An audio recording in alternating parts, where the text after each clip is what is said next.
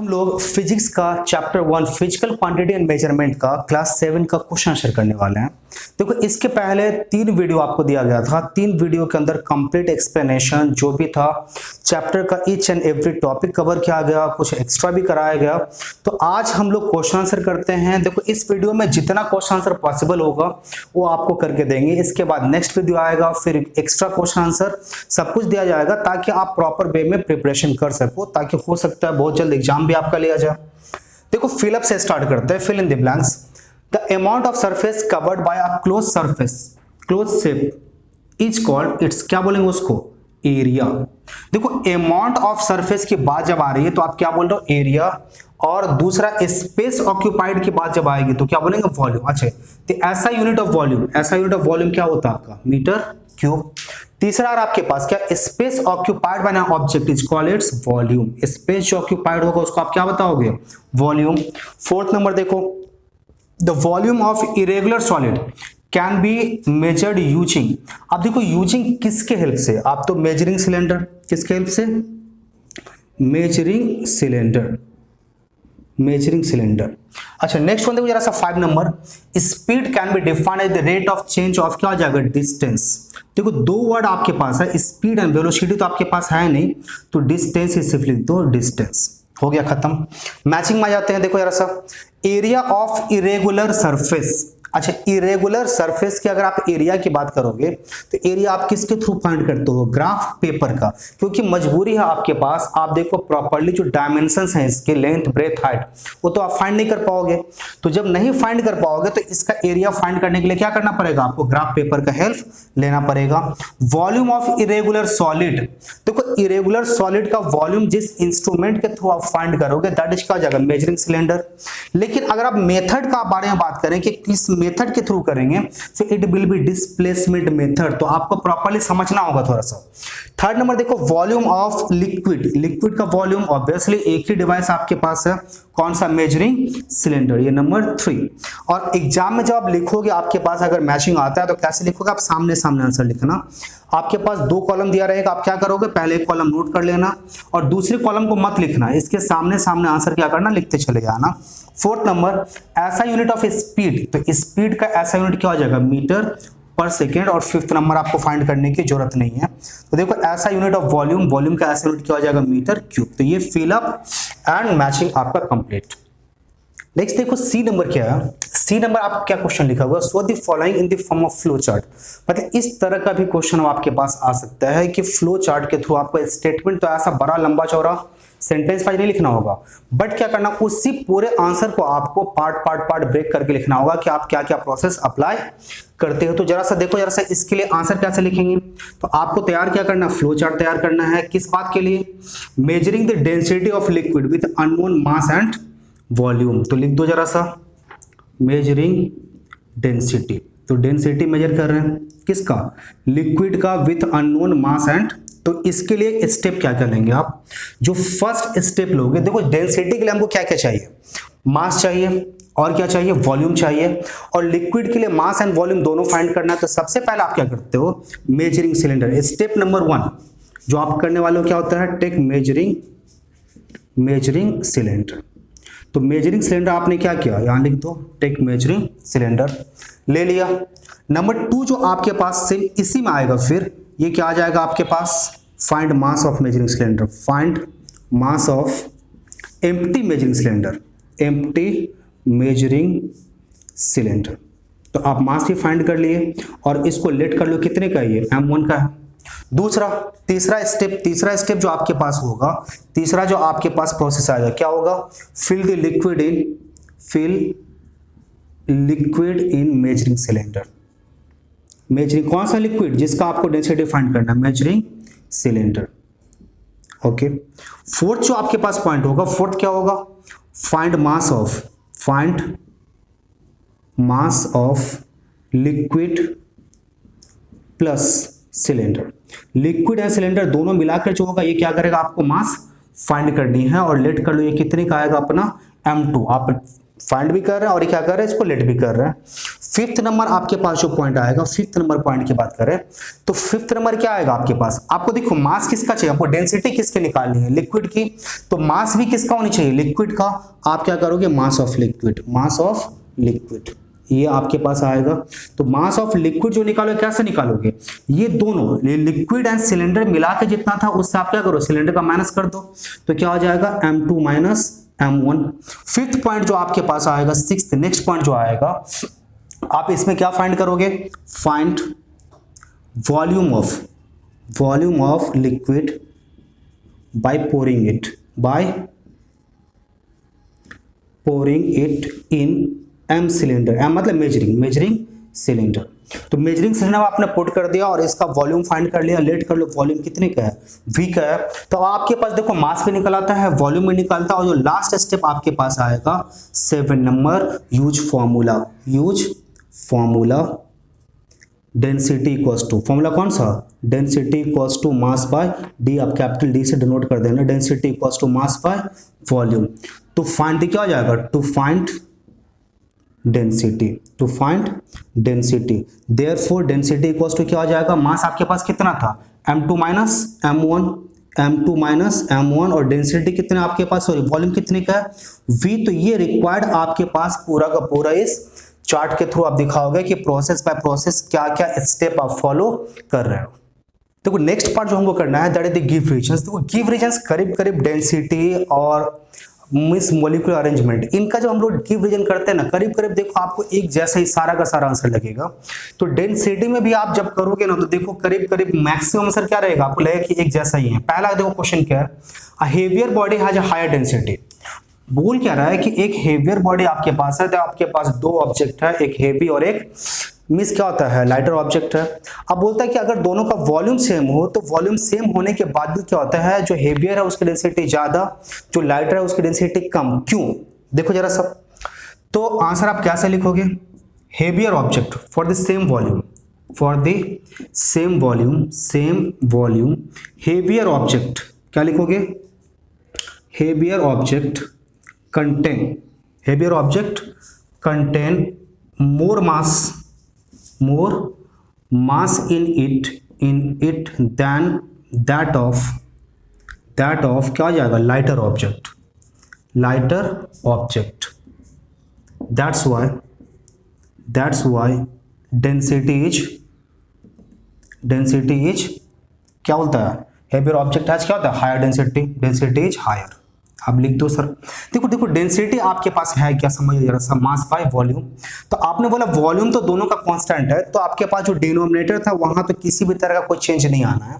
तो आप बोले क्या, जो मेरा हामिस हेवियर ऑब्जेक्ट होगा उसके अंदर एक पर्टिकुलर वॉल्यूम के लिए मेरे पास मास का अमाउंट कैसा होगा, ज्यादा होगा इन कंपैरिजन टू क्या हो जाएगा, lighter objects.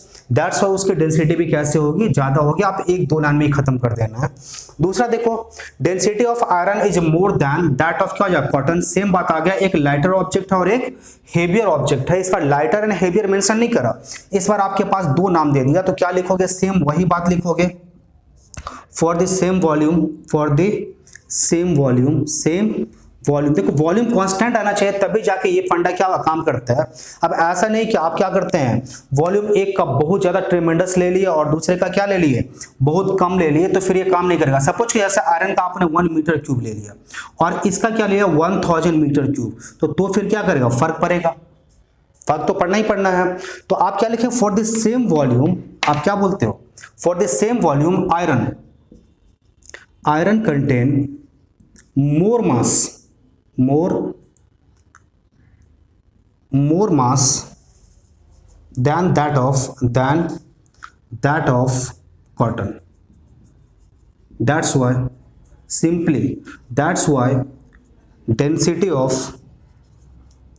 density of iron is more than that of cotton। बस सिंपल इतना ही लिख देना है और ज्यादा कुछ नहीं लिखना। देखो नेक्स्ट क्वेश्चन क्या है, graph paper use for measuring the area of irregular object. देखो इरेगुलर ऑब्जेक्ट के संग हमेशा एक पंगा रहा है। तो पंगा क्या रहा है, इरेगुलर ऑब्जेक्ट के लिए क्या डायमेंशंस प्रॉपर्ली हम लोग फाइंड कर पा रहे थे, नहीं। अगर आपके पास देखो आपके पास फॉर्मूला है एरिया फाइंड करने का, लेकिन ये फॉर्मूला केवल उन्हीं ऑब्जेक्ट के लिए है जिसके लिए डायमेंशंस हम लोग जानते हैं, डायमेंशंस मेजर कर पाएंगे। तो आप आंसर भी ऐसे लिखोगे, क्या लिखोगे, डायमेंशंस, या लिखो it is very difficult, it is very difficult to find dimension of an irregular object. Dimension मतलब समझ गया ना, लेंथ ब्रेथ हाइट जो भी बोलते हो आप। Irregular object, so by using formula, their area cannot be calculated, their area cannot be calculated. So an alternate method has been developed and the graph method is the best suitable method. So an alternate method has been adopted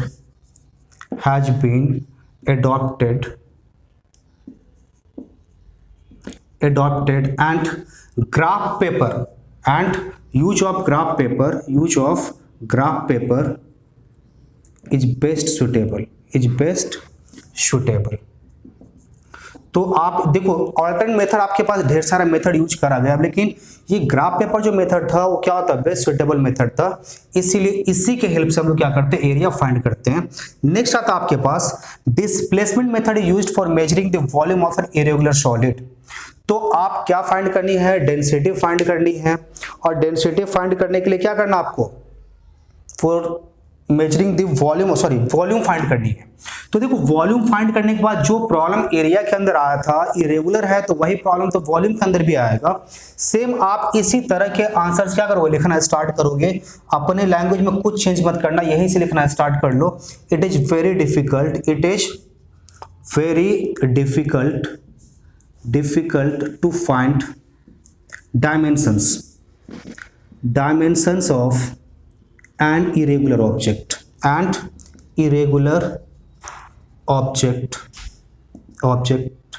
so by using देखो एक ही तरह का answer लगेगा और एक ही तरह का answer use करना ही हमको बार बार। So by using formula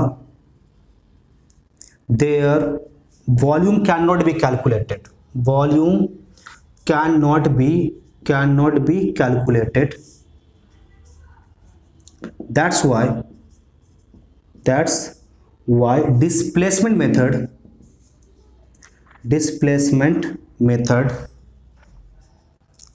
is used to find volume। अब देखो जरा से डिस्प्लेसमेंट मेथड थोड़ा सा डिस्कस कर देना। In this method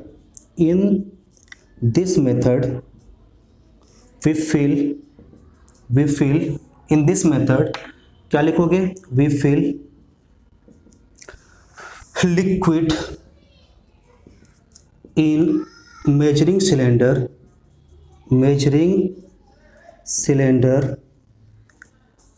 to a certain level, ये मत देना टू ए सर्टेन, फिर liquid in measuring cylinder and note down it's level. अभी लेवल तो आपने नोट कर लिया, इसको ऊपर में लिख देते हैं, थोड़ा सा इरेज करते हैं, जगह थोड़ा सा नीचे काम है। तो इट्स लेवल आपने क्या किया, नोट कर लिया। नाउ वी इमर्ज क्या लिखते हैं, emerge the solid in it which shows an increase in level of liquid। This increase in level of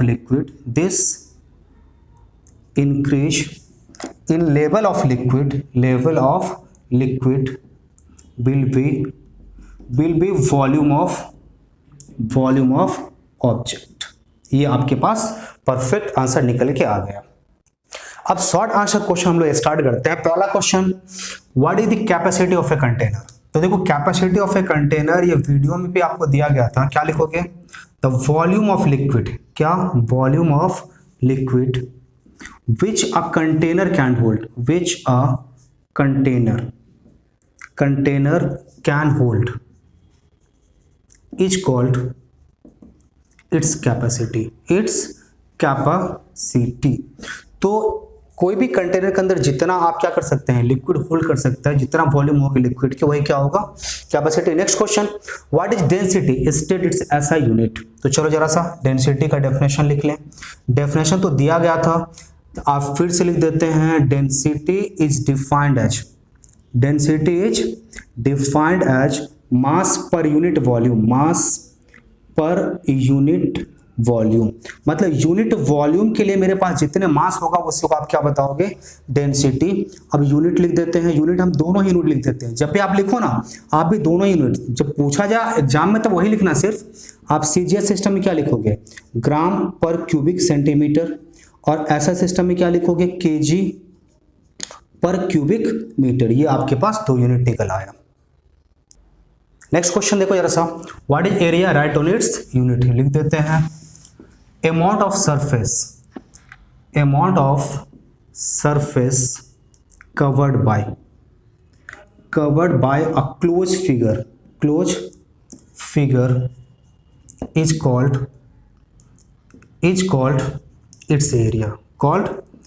its area।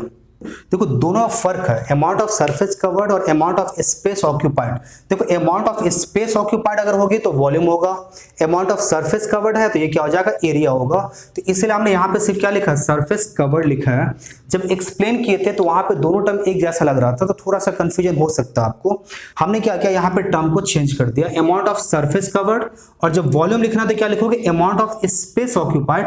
करीब करीब बात एक ही जैसा होता है। ये हम 2 डायमेंशनल फिगर के लिए बात करते हैं, और वो क्या करते हैं, 3 डायमेंशनल फिगर के लिए बात करते हैं। अब इसके यूनिट को लिखना है, तो यूनिट हम हमेशा बोले दोनों सिस्टम में लिखना। सीजीएस में क्या हो जाएगा, सीजीएस सेंटीमीटर स्क्वायर, और ऐसा सिस्टम में क्या हो जाएगा, मीटर स्क्वायर। नेक्स्ट क्वेश्चन देखो, define speed, explain how distance related to the speed using standard formula.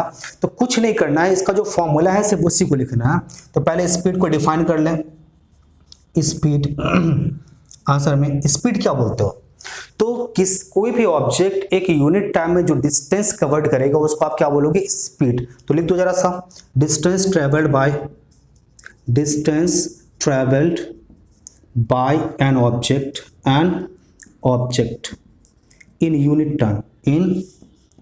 Time is called its speed. उसको क्या बोलेंगे, इसका स्पीड बोलेंगे। अब जरा से इसकी यूनिट भी लिख दो, जब लिखते हैं तो यूनिट भी लिखते हैं। स्टार्ट कर दो यूनिट, तो सीजीएस में क्या हो जाएगा, मीटर पर सेकेंड, और एसआई में क्या हो जाएगा, सॉरी ये सेंटीमीटर पर सेकेंड, और एसआई में क्या आ जाएगा, मीटर पर सेकेंड। अब देखो नेक्स्ट पार्ट क्या बोला, क्या, how distance is related to the time using standard formula. तो स्पीड के संग आपको क्या करना है, रिलेट करना है। तो आप सिंपली लिख दो स्पीड, या स्पीड इक्वल्स टू क्या लिखोगे, डिस्टेंस बाय टाइम। तो ये आपका क्या हो जाएगा, ये फॉर्मूला आपके पास यूज कर देना। तो इस तरह से क्या होता है, ये रिलेट करता है। तो ये शॉर्ट क्वेश्चन आपके पास 4 है बुक में, ये कंप्लीट।